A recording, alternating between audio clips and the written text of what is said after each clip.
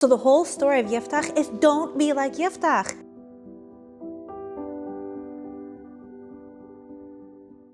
Welcome back to our series in which we're examining human sacrifice. You see, a common Christian apologetic is to point to certain stories inside the Hebrew Bible and say they prove that God allows for and even condones human sacrifice.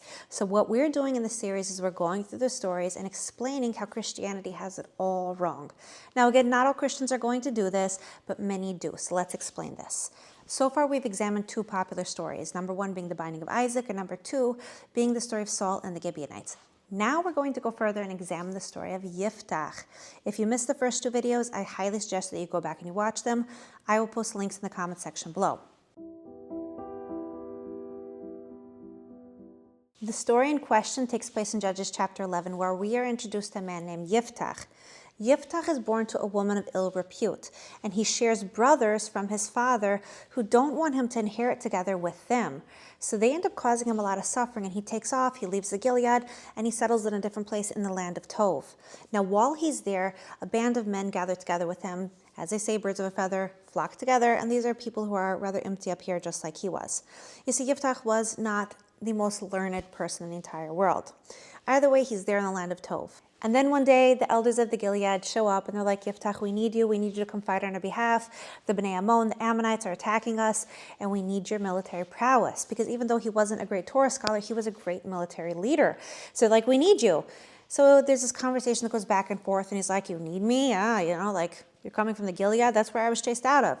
Anyways, he ends up accepting the position. He becomes a military leader. Now, he was not a Torah scholar, but he was a great warrior, and he was what was needed at the time, but he was a step down from the judges before him. Despite the fact that Yiftach wasn't a great Torah scholar, he did love God very much, and he made sure to pray before he headed out into battle, and he actually made a vow to God. But he made a very, very improper vow. Yiftach vowed that if he would be successful in battle, then when he returned home, he would offer the first thing that emerged from his doors as a sacrifice to God.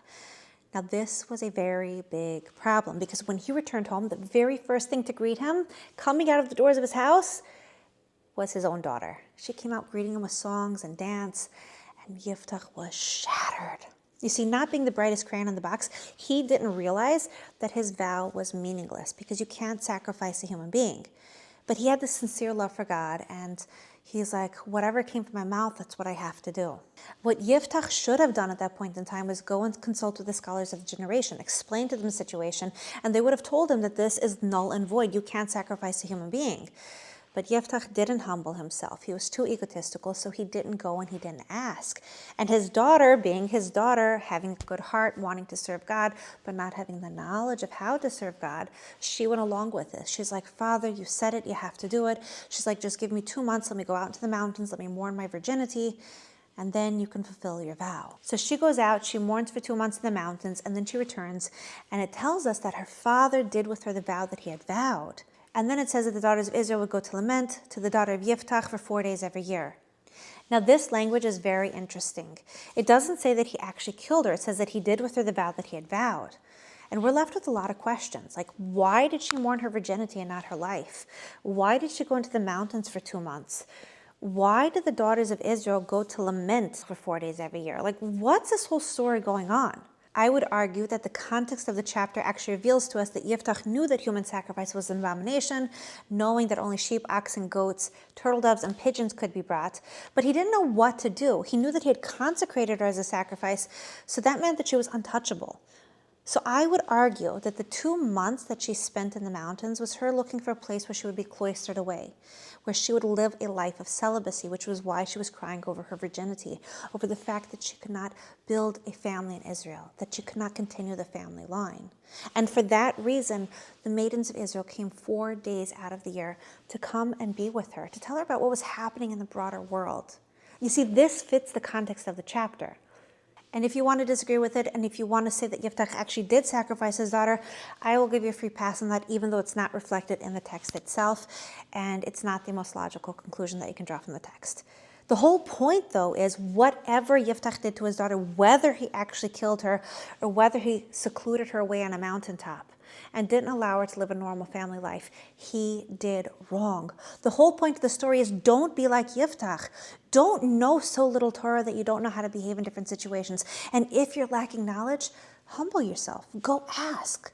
If he had just gone to ask people who knew more than him, this whole situation could have been avoided. Whether or not she died or whether she was just cloistered away, all of that could have been skipped. God doesn't want empty heads and full hearts, and he also doesn't want full heads and empty hearts. He wants unified human beings, and he wants human beings who are willing to say, I don't know, I'm not perfect. I'm willing to go and learn. And this is a massive lesson for all of us. And in fact, that's what the book of Judges is all about. It's a book of lessons that tells us the mistakes of our people. That when we look through this book, we should go and we should learn how not to behave. You see, the book of Judges spans an almost 400-year period that began after Joshua died. And after Joshua died, the people went into a spiritual decline. You see, the Jewish people failed in overcoming the idolatrous nations in their midst.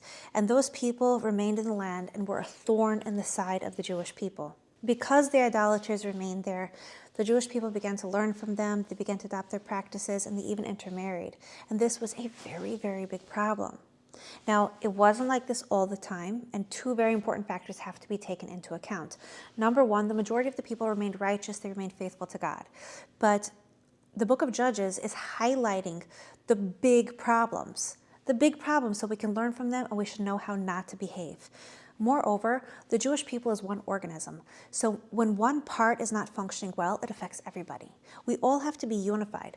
We have to be healthy together. The other thing that you have to bear in mind is that the book of Judges covers about 400 years, and only 110 years were times of unrest. The rest of the time, everything was good. And that's why some judges are mentioned only in passing, because everything was fine. You see, when the nation of Israel is spiritually not doing well, that's when the enemies rose up against us. So those were the times of unrest. So if the majority of the time the nation of Israel was sitting in a peaceful state, it means that things were well. But you're not going to get that impression when you just read through the book of Judges if you don't understand that this is a book of failings. This is everything that we did wrong. This is, hey, stop and read this and learn about it and don't do it again. So the whole story of Yiftach is don't be like Yiftach. Don't be like Yiftach. Don't make a stupid vow.